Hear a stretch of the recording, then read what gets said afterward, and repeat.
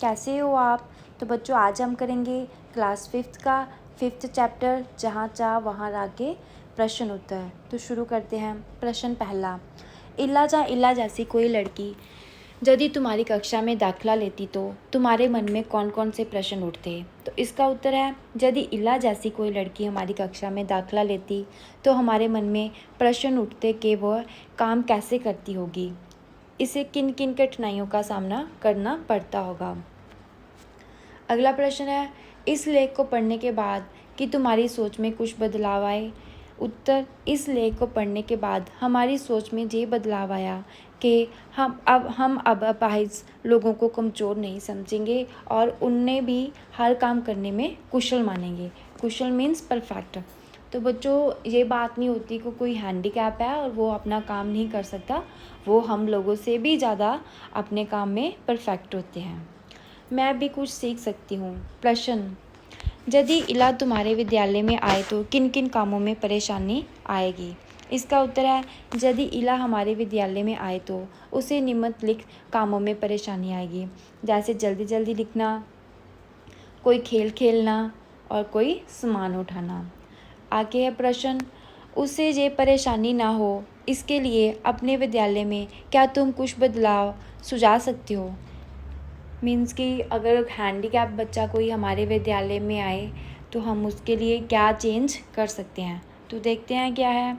उसे ये कामों में परेशानी ना हो इसके लिए हम विद्यालय में कुछ सहायक नियुक्त कर देंगे जो सभी कामों को इला जैसी छात्रों की सहायता करें। तो बच्चों एक सहायक मीन्स कि जो उसकी जो हैंडीकैप बच्चों की मदद करता है उसको बोलते हैं सहायक। प्यारी इला, इला के बारे में पढ़कर जैसे भाव को तुम्हारे मन में उठ रहे हैं उन्हें इला को चिट्ठी लिखकर बताओ। चिट्ठी की रूपरेखा नीचे दी गई है। तो इसका उत्तर है, पहले प्रिय इला, तो उसका एड्रेस लिखोगे आप, ठीक है ना। जैसे प्रेक्षा भवन दिल्ली 18 मार्च 2009। प्रिय इला, मैं तुम्हारी स्थिति को देखकर सोचती हूँ तो उतनी ही पीड़ा का अनुभव करती हूँ। अनुभव मीन्स महसूस। मैं सोचती कि तुम्हें कितनी कठिनाइयों का सामना करना पड़ता होगा। साथ ही मेरे मन में तुम्हारे लिए सच्ची सहानुभूति और प्रेम है। सहानुभूति मीन्स सिंपैथी। तुम्हारे जैसी साहसी लड़की को अपना मित्र बनाना चाहती हूँ। तुम्हारा या तुम्हारी, आपका जो भी नेम है। अगला प्रश्न है, इला को लेकर स्कूल वाले चिंतित क्यों थे। क्या उनका चिंता करना सही था या नहीं। अपने उत्तर का कारण भी लिखें। इसका उत्तर है, इला की सुरक्षा और उसके काम करने की गति को लेकर स्कूल वाले चिंतित थे। उनका चिंता करना सही था क्योंकि इला जैसे छात्र को इन कठिनाइयों का सामना करना पड़ सकता है।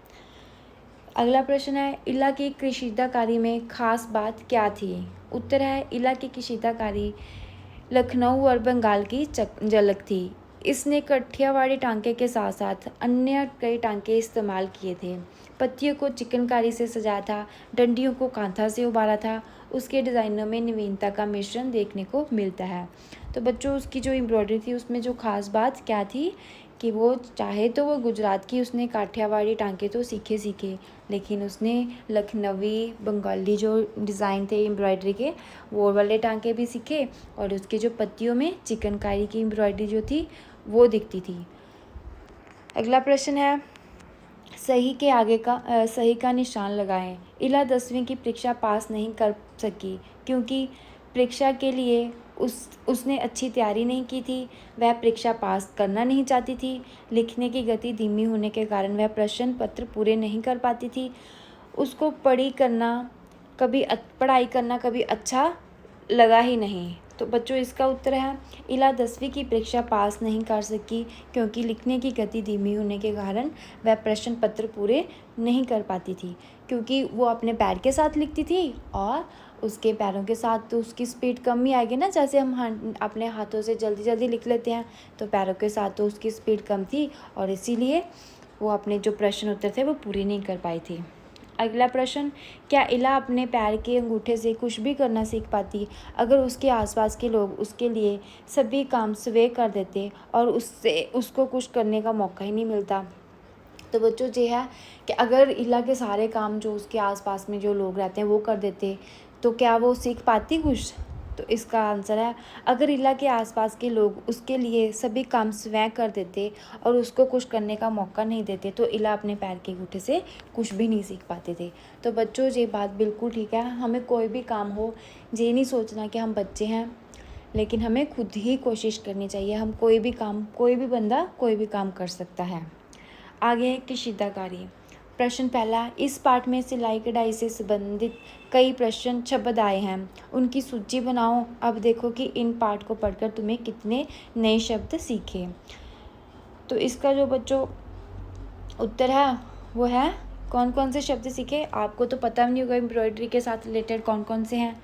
तो इसका उत्तर है पल्लू, टांके, बेल बूट, कढ़ाई, कशीदाकारी, सुई, परोना, रेशम, परिधान। तो ये क्या है? ये सारे नए शब्द जो आपने सीखे हैं, ये सारे शब्द ही एम्ब्रॉयडरी के साथ रिलेटेड हैं।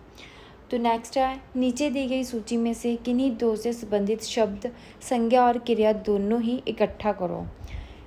ठीक है, आपको पता है ना संज्ञा क्या है? किसी का नाम, और क्रिया क्या है? जो काम हो रहा है उसको इकट्ठा करना है। जैसे दिया हुआ है फुटबॉल, बुने, बागवानी, पतंगबाजी।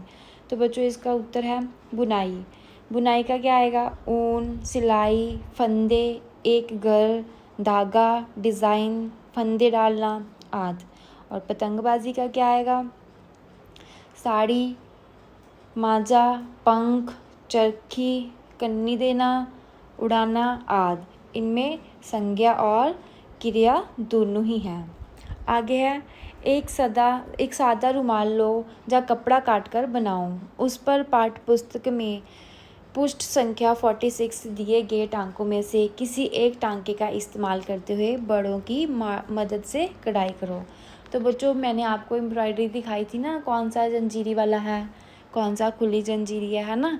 तो वैसे ही एक रुमाल लो, जहाँ कोई कपड़ा लो और सुई धागा लेके उसके ऊपर कुछ एम्ब्रॉयडरी करने की कोशिश करो। अगर आप कर पाते हो तो मुझे उसकी पिक कमेंट बॉक्स में ज़रूर शेयर करो।